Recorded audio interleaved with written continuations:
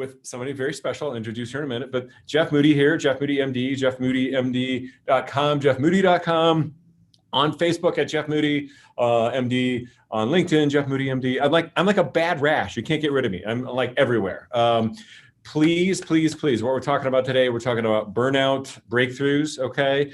And I like to, tap lots of friends and colleagues and work people that I have chatted with and met over the years and decades about how they've attacked burnout and how we get you better. The Doctor's Burned Out, A Physician's Guide to Recovery, my book, came out about 3 weeks ago. It's going gangbusters, having a great time with that. We have my courses up on my website, on Thinkific, Burnout Recovery for You.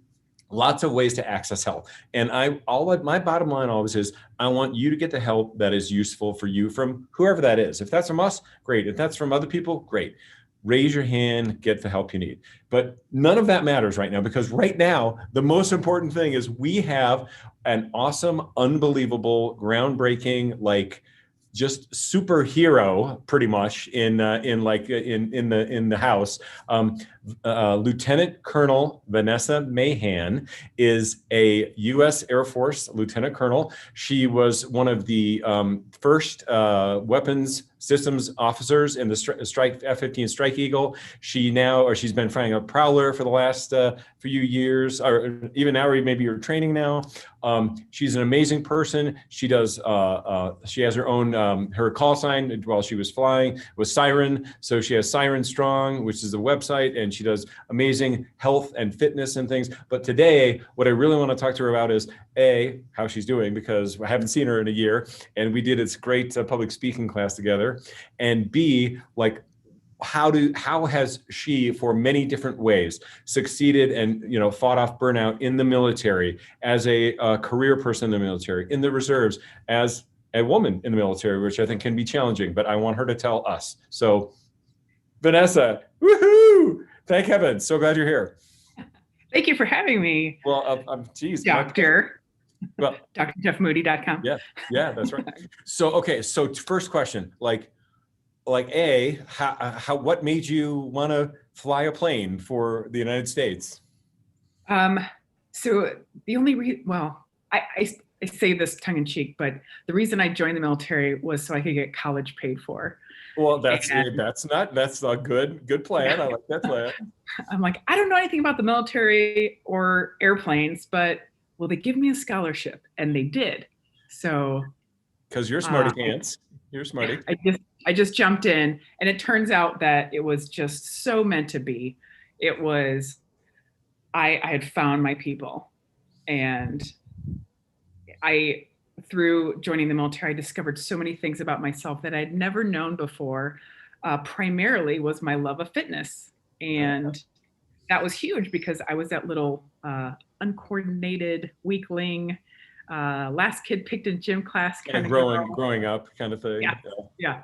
And then you became fighter pilot, super strong. That's right. Well, and part of that is you didn't really have a choice. They're like, okay, you are going to become physically fit. That is part of the plan. Oh, you think you're done with push-ups? Keep doing more push-ups. Yeah, that's right. We'll let you know, about another hour, then you'll be done.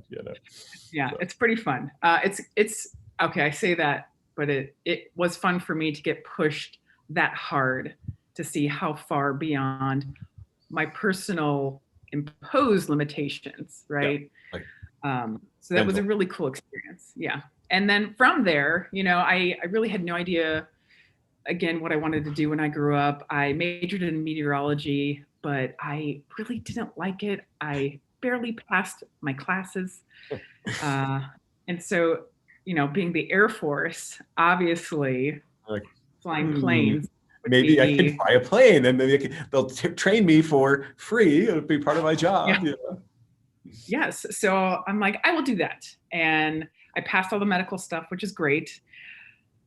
And I got all the training. And when you step away from all that training after years and years, your training is worth millions. which is pretty crazy to think about. Kind of like what we go through, like after 10 or 15 years to get to be a doctor, you're like, oh my God, like now I can finally actually use this, so.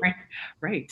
Yeah. It is really cool thing to go from training to, in my case, combat, in your case, like actual patients that. Surgery. Yeah. Or, like active flight duty. Oh, by the way, Vanessa is a back-to-back Afghan Operation Enduring Freedom back-to-back tour veteran.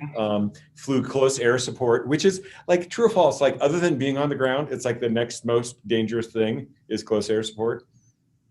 Well, I mean, I feel like as a non-military person, because like you're there, you're like things are flying, bullets are flying, and you're helping out people on the ground. Are flying. Where I was, they didn't have the surface to air missiles that would normally scare us. So I felt very safe in my cockpit. I felt terrible for the guys and gals on the ground because their job was just the worst. I was very difficult. I felt safe in my little cockpit, and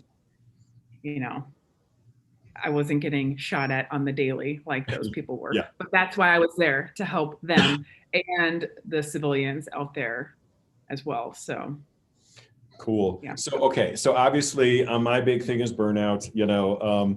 I gotta feel like in the military, you may get burned out, but they're like, sorry, you're not going anywhere. There's no you don't get to punch out and, quit. You're in the middle of a war zone. You signed up for, this tour.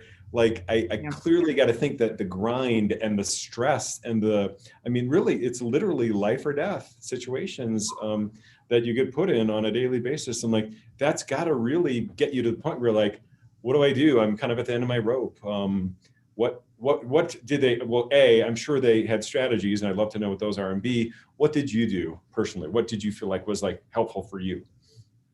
So a lot of people refer to deployment as Groundhog's Day, right? It's the same shit, different day. Same day every over, over and over. So it can be like all those feelings, right? The burnout, the sameness, oh my gosh, like how much longer? Yeah. And so it's one of those things where most of us know when that time is up. And so we have that to look forward to. And for me, it was getting into the mindset that I am here to do a job, and like my sharpness can mean life or death for people. Amazing. So I'm going to have to suck up my own issues because I am here to help and support folks under fire. Yeah. Who are probably a little bit worse off than me, maybe. Yeah. Yes. So with that in mind, it was a conscious effort to being grateful for a bed to sleep in and hot chow to eat. And occasionally I would get a hot shower. Sometimes it would be a freezing cold shower, but at least it was a shower.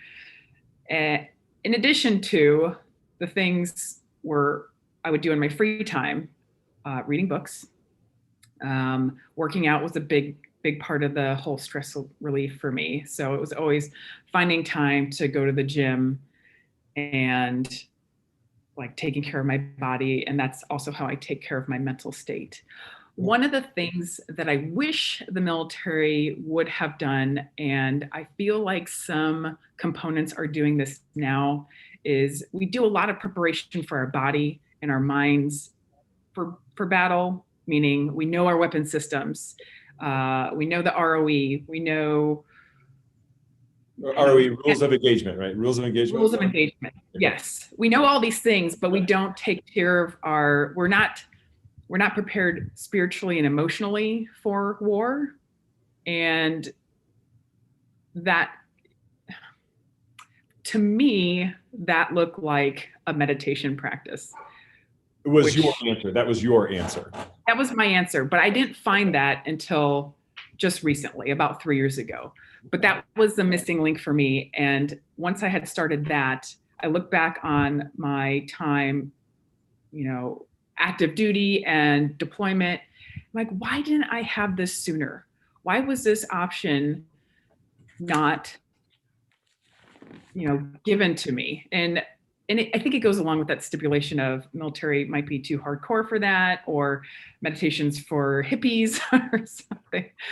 But I feel like at the end of the day, everybody puts their pants on one leg at a time, and people are very similar. And I think just because you happen to be in the military doesn't mean something like that can't work for you, or you're, and unfortunately we talk about kind of like the doctor mindset is kind of like the warrior mindset. You're like, I'll sleep when I'm dead, and bring it on. I can work 120 hours a week, no problem. Get 140 hours a week. Like every other night calls for sissies because you miss half the, you miss half the pathology. And it's definitely kind of that. It's definitely a very kind of like warrior / macho, whatever, some sort of mindset. I can do it all. Yeah, exactly. I can handle it all. I don't need help. But I was just writing down what you said. But the things we definitely should do something together. We should do like a course or some training together, because all the things you talk about, gratitude, meditation, self-care, exercise, reading books, having other interests. Those are all things that I think are definitely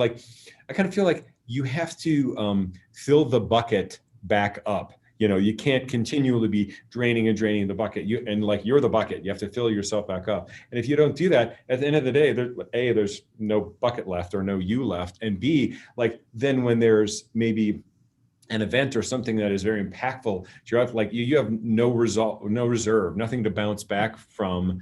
And I mean, in physicians, one physician a day in the U.S. commits suicide. I live in Colorado Springs. We unfortunately have, we have a large military presence here, but we unfortunately, I think there's not a small number of suicides here on a pretty regular basis. So I worry that I'm with you. I wish there was a little more emphasis and mindfulness about that emotional and spiritual side of serving. And that's the other thing that I love that you said, is that you were you kind of had a higher purpose. You're like, I'm serving, these people who need my help. And so I do think that kind of helps get people through to have that kind of higher purpose. For sure. And I think it would help prevent some of those invisible wounds that so many service members have these days, like PTSD. Yes. And not that you're not seeing significant horrific things, or having to do significant horrific things in time of war, but it's definitely something that helps mediate or mitigate, I think, some of those effects, of which I 100% agree with you. Absolutely. Do you feel like clearly the U.S. Armed Services are kind of, obviously they help us in time of war, but I feel like also we've been on this basically permanent war footing for 20 plus years. I mean, I feel like that tempo has got to be a real source of burnout for, personnel as well. I mean, I know true or false, have they tended to towards shorter deployments? And I know sometimes it's now 6 months instead of 9 or 12 months. I know the reserves, unfortunately, can be 2 years. And I know you're in the reserves. So just, Blasphemy. Don't say such things. Wait. We're not in the reserves. Never mind. No one heard that. Yeah. It varies for every service, right? And then within the service, I think they constantly change it to help prevent that, or they think of better ways to do it. So they rotating maybe. So the service can tell the members hey, heads up, this is going to happen to you in 3 months. So they can prepare a little bit more. But there's so many people that get out because they're like, okay, this is my 3rd deployment. I can't handle this anymore. Yeah, the pace, the tempo, the stress. Yeah, that's a real thing. And again, I'm no military expert by any means, but I do think if someone like you, they spent millions of dollars training you. And I'm sure if you love it, they'd love to have you in it. But it's there has to be that path to keeping you healthy and keeping you, fulfilled and engaged and all those things. Yes, they're definitely, there's so many things that I think are working towards, and they meaning the Department of Defense are working towards to make it better for us to stay in. And I hear this a lot in my air crew channels, right? Specifically for women, trying to keep women aviators in because of the obvious thing that we tend to get pregnant sometimes and want to start families, and that interrupts flying operations. So with that specifically, they are putting more effort into trying to figure out how to make the service more family sustainable. Family and family friendly, for sure. So I know they're working on it, and it's never going to work out for everybody.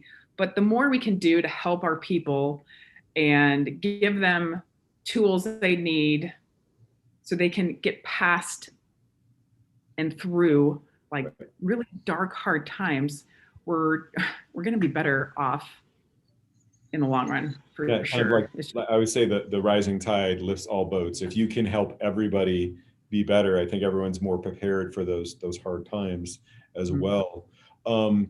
What do you feel like has been maybe your most impactful, or the one thing that you tell, say you have a junior flight officer and you're advising them, what do you tell them? Hey, this is, if you want to be in for 20, how do you make it 20? Oof. So a lot of questions come up with the whole family work-life balance. And when is the right time to have kids? Especially when you fly. And the answer is there is no right time to have kids. Like, you can be a major or a colonel or a lieutenant colonel or whatever, have you gotten high enough where now you can take the career hit, so to speak? And people do. People will plan that out, and like it's sad that people have to kind of think about those things and plan for those things and wait till later in life to have kids because they don't want their career, right? Or put it on hold, or get shunted into a different path, maybe that, and again, I think that's also unfortunate about that if people perceive somehow that you're less qualified or less able if you had a child, have a family. I mean, why does that not apply to men? I mean, I never understand, like, well, why does it, not apply to a father, as equally as a mother? I fully support people that want to have families, right? And if they feel like they can wait for their entire 20 career and then have kids after, or wait to the very end and have kids, that's awesome. If that works for you, awesome. But for other folks that want to not wait till they're 40 to have kids, I don't think that should be such a big deal. And this is coming from me, who my first pregnancy was an unplanned pregnancy. And it completely altered my career and took me off the path that I thought I was supposed to go down and meant to go down. And so it was really disruptive to me personally to get over that fact. Okay, but true or false? I would say, like, I think John Lennon said, life is what happens when you're busy making other plans. So I mean, true or false? Do you think your life it's different than you thought it would be, but true or false, it's better? It is better. Those surprises make you stronger, because you do have to deal with a lot of shit you weren't prepared for. And so it just makes you resilient in kind of a different way. Well, and you maybe I think it also helps your brain, your plasticity of your brain. You're like, wow, I was thinking I was going to do this. Well, now I'm not going to do this, but how can I still get over there? So however I was going, or maybe this other place where I'm going now is like better, than where. And I think I see so many parallels between your training and medical training. Same thing for, like, my wife's a physician. We it was like the same thing. It was like a surgical strike, to decide when we were going to try to have kids, okay, not when we first started, but not like when you're 35, when you're trying to start practice, and, same thing, then we end up having twins. Twins first. A lot of strategy, parental strategy, like, okay, when's this going to happen? And then sometimes you don't get a choice, right? Like something happens or you have fertility issues. And so this big grand plan that you had is just out the window. Yeah. And all that stuff's hard for me because I am a planner. And like the quote from, I don't know if you watch Space Force, but one of the quotes from Space Force is, I can be flexible if I'm ordered to be. And that's me. Like I'm not flexible. If I come up with a plan, I'm sticking to that plan. And guess what? A pregnancy throws that plan totally off whack. And I have to recage my brain and come up with a new plan.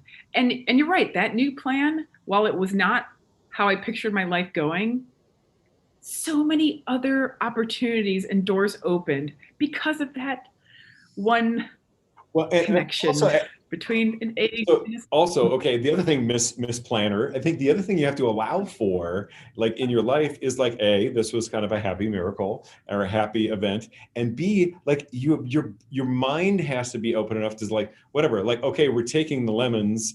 You know, if there was any sense that was a little bit of a lemon, and let's make lemonade, let's make lemon sorbet for God's sake, you know, and what are the now the opportunities that are being afforded to me because this happened, you know. Exactly. It's all about the mindset. Yes. All right, a couple other questions. You run something called Siren Strong. Please tell me, and please tell all our people about this and what that means. And what that is. Okay. So as you mentioned earlier, Siren is my call sign.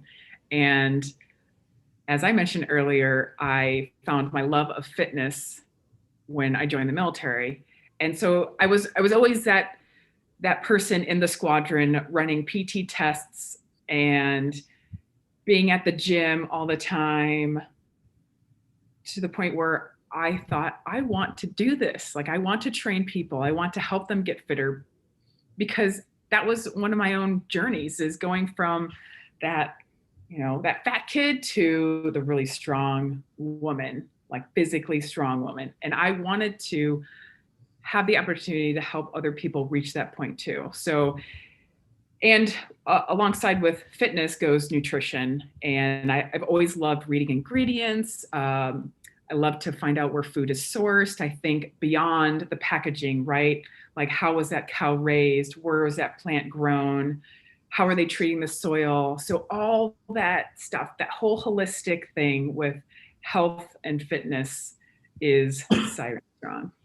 Okay, so then how do people contact you? You have a website, or when is your book coming out? You know? I don't know. I would love to write a book. Congrats on your book. You would write a fabulous book. So amazing. I'm at sirenstrong.com, and I'm on Instagram at the Siren Strong. Operations right now are pretty reduced because of COVID, and but I'm always up for a virtual pantry makeover. I will talk more than you probably want to hear about ingredients and food. Like I probably need this. I think I know like this much, and you know like this much. I probably need to get the whatever, all the white things that are bad out of my pantry, like the sugar and the flour and whatever. I'm trying. I like to eat a salad and fruit for lunch, and we eat vegetarian probably 80 or 90% of the time otherwise. But yeah, I'm trying, and I do totally agree. For me, like to get out of burnout, the first thing I had to do, I had to like get sleep. I was a horrible insomniac, and then once I was getting sleep, I'm like, okay, now I can like actually make some better decisions, and I feel like working out. So like I work out every day, and then like now that I'm feeling better, I'm like I need like some better fuel, you know, for my body. So then I try to start eating better. So to me, like I almost had to do it in reverse. People are like, oh, you're burned out, you have to fix your job or whatever. For me, I had to like fix myself, my physical self first, and then I was able to like help make those changes and repair things. Yeah. So I don't know if that, to me, that sounds like that was very like necessary and impactful for you to actually have like your physical plant, so to speak, you know, in good working order, then you could do your job and, you know, yes. So do the close air support and do those kind of dangerous, stressful things. So, well, I mean, it's you're a doctor, right? Your job is to take care of people all the time. Well, you can't take care of people unless you take care of yourself.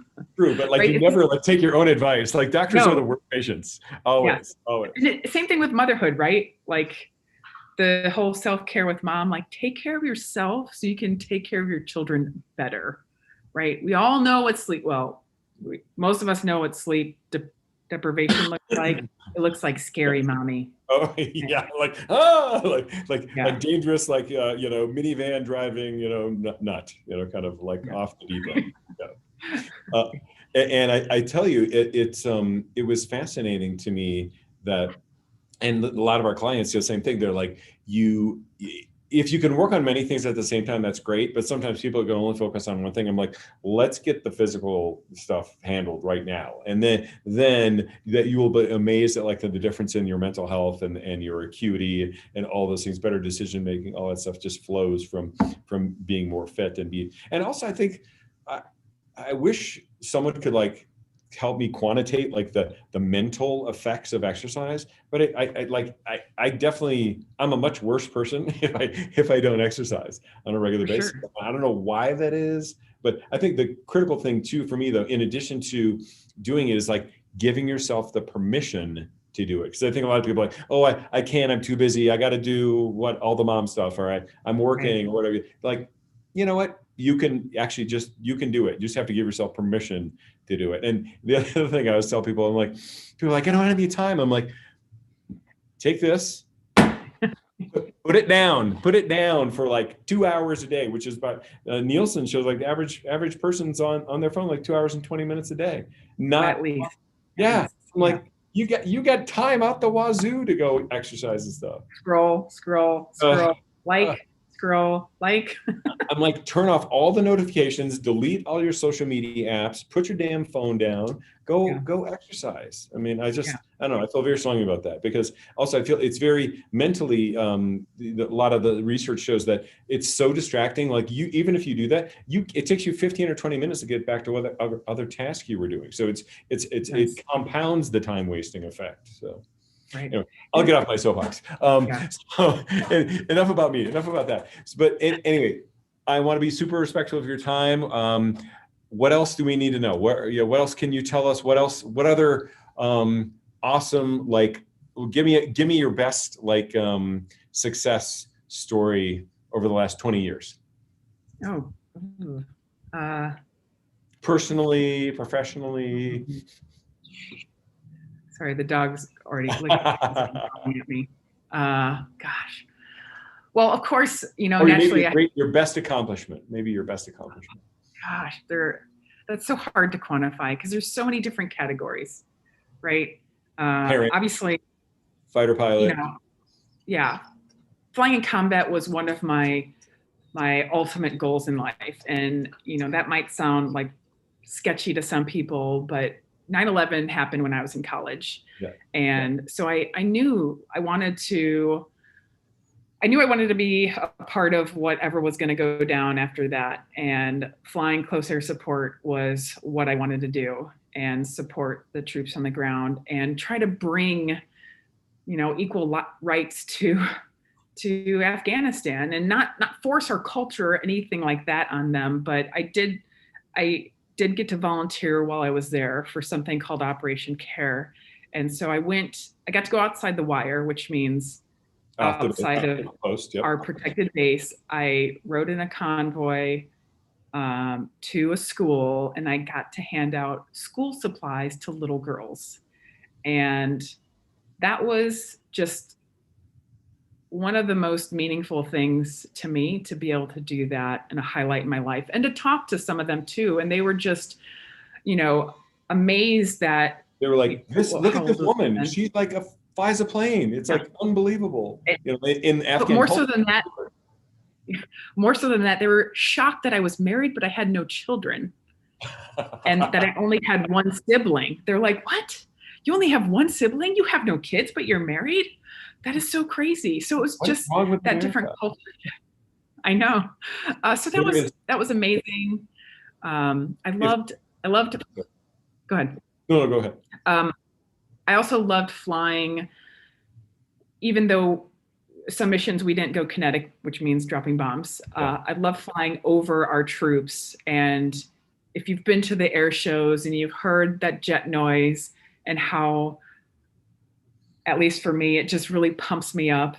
And being able to provide that jet noise to dudes that had been out on months, patrol for days and weeks without getting back to base, and to give them a little bit of motivation through the sound of freedom.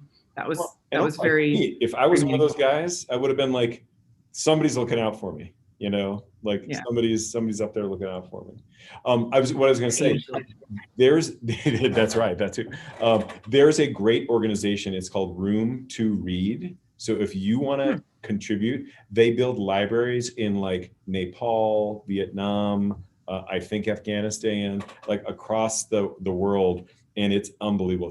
It's a very efficient, awesome organization. It started by a guy who was a Microsoft executive who's like, I want more out of life, and unbelievable. Room to Read if you want to do it. So, I'll look that up. So Vanessa has better things to do than hang out with me.